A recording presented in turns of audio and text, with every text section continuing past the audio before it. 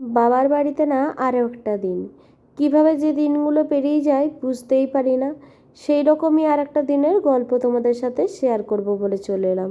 আমার বাবার বাড়িতে গেলেই কিন্তু আমি তোমাদের সাথে সেই ভিডিওটা শেয়ার করি। আসলে বাড়িতে থাকলে এতটাই কাজের তাড়া থাকে, সকাল থেকে রাত্রি পর্যন্ত কিভাবে পেরিয়ে যায় বুঝতেই পারি না। একে তো ছেলের স্কুল, আবার বরমশাই ডিউটি, তারপরে এদিকে দোকান, সমস্ত নিয়ে এতটাই ব্যস্ত থাকি, তাই আর কোনো ভিডিও ক্লিপের কথা মাথায় থাকে না। তাই বাবার বাড়িতে যখন যাই তখনই এক দুটো ভিডিও ক্লিপ নিয়ে থাকি, সেটাই তোমাদের সাথে শেয়ার করি। সেদিন সকালটা যেহেতু অনেক বেলা করে শুরু হয়েছিল, তাই কিন্তু ঘুম থেকে উঠে আমার একটু অলসই লাগছিল। আর বাবার বাড়িতে থাকা মানেই তো সারা দিনটাই অলস লাগা। আসলে ছেলেকেও দেখতে হয় না, ছেলেকে দেখার জন্য তার মিমি আছে। তার মিমি যেহেতু সকাল সকাল ঘুম থেকে ওঠে, তাই তার মিমির সাথে ঘুম থেকে উঠে সেও খেলা করতে শুরু করেছে। আর আমারও সেই জন্য আর তাড়া ছিল না। আমি ঘুম থেকে উঠে এখানে চা খেয়ে নিয়ে তারপরে একটুখানি সবাই মিলে গল্প গুজব করলাম। আর এখানে মায়ের গাছগুলোকেও দেখছিলাম। আমরা যেহেতু সবাই ভীষণ গাছপ্রেমী মানুষ, মা এখানে রজনীগন্ধার চারা টবের মধ্যে লাগিয়েছে জানলাতে, কি সুন্দর কুড়ি এসেছে। যখন নিয়ে এসেছিল গাছটা তখন তো বলেছিলাম এই জানলার মধ্যে একদম হবে না, কিন্তু কত সুন্দর হয়েছে দেখো, সেটা দেখে সবাই ভীষণ আনন্দ পেলাম আমরা। তারপরে ছেলে চলে গেল দাদার সাথে চুল কাটতে। যেহেতু তার মাথার চুলগুলো এতটাই বড় হয়েছে, বাবা তো বারে বারে বকা দিচ্ছিল, এত বড় চুল রাখলে ওর খুবই ঠান্ডা লেগে যাচ্ছিল। তাই কিন্তু আজকে বাধ্য হয়ে বাবা সকাল সকাল নিয়ে বেরিয়ে পড়লো। তারপরে আমি আর বোন সেই নিয়ে গল্পগুজব করতে করতে দেখো কেমন হাসাহাসি করছি। আর আমরা দুজন মিলে চলে গেলাম ছেলেকে নিয়ে আসবো বলে।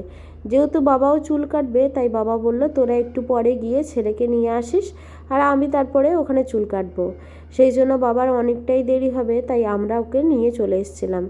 আমি আবার নিয়ে আসতে যেহেতু পারলাম না, তাই বাবাকে আবারও কিন্তু বাড়িতে আসতে হয়েছিল। যেহেতু এখানে আমি সেদিন বলেছিলাম মাটন খাবো, বোন আর আমি দুজনাই বলেছিলাম।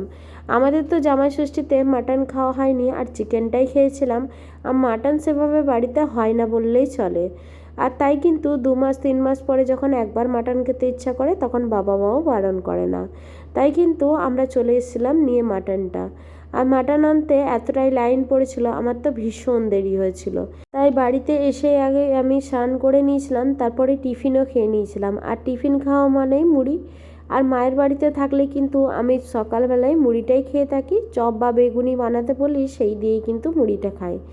সেটা খেয়ে কিন্তু আমি এখানে মাটনটা চাপিয়েছিলাম, যেহেতু মাটনটা আমাকেই করতে হবে। যেহেতু মা তো চিকেন মাটন কোনোটাই করতে চায় না, তাই কিন্তু আমি সেটা করি। এটা তোমাদেরকে আগেও ভিডিওতে শেয়ার করেছি। তারপরে বাবা বাজারে গেছিলো, সেখান থেকে আম নিয়ে এসেছিল। এবারে আম নিয়ে আসার সাথে সাথে অদ্রিতকে নাকি আম দিয়েছিল, যেহেতু ও বলেছিল যে আম খাবে। ও তো সব জিনিস বলে একটু করে খাবে, কিন্তু তারপরে আর খায় না। এদিকে খাবার সময় যেহেতু হয়ে গেছে, তাই ছেলেকে আগে খাইয়ে নিলাম। ও তো আম একটুখানিও খেলো না, শুধুমাত্র একটুখানি খেয়ে তারপর আবার ফেলে দিয়েছিল। তাই ওকে ভাতটাই খাইয়ে দিয়েছিলাম। আর এদিকে ও তো কিন্তু মটন খায় না, যেহেতু ওকে তাই মাছ দিয়ে খাইয়েছিলাম ভাতটা। তারপর আমরা সবাই মিলে খেতে বসে পড়েছিলাম, আর সেইটুকু টাইমের জন্য ওকে একটু ফোনে কার্টুন চালিয়ে দিয়েছিলাম। তারপরে সবাই মিলে দুপুরে ঘুমিয়ে গিয়েছিলাম, আর তো কোনো ভিডিও ক্লিপ নিইনি। আর রাত্রিবেলা আমার খাওয়ার ছন্দটা তোমরা একটু দেখলে সবাই হাসবে। দেখো কত কিছু একসাথে নিয়ে বসেছি, আর মা আর আমি গল্প করতে করতে খাবারটা খেয়ে নিলাম। আজকে তো এইটুকুই ভিডিও শেয়ার করলাম, কেমন লাগলো অবশ্যই জানিও। সবাই ভালো থেকো, সুস্থ থেকো, আর সকলকে ভালো রেখো। আর তোমাদের যদি ভিডিওটা ভালো লাগে একটা লাইক করে দিও। আজকের মতন আসি, আবার নিয়ে আসবো নতুন ভিডিও।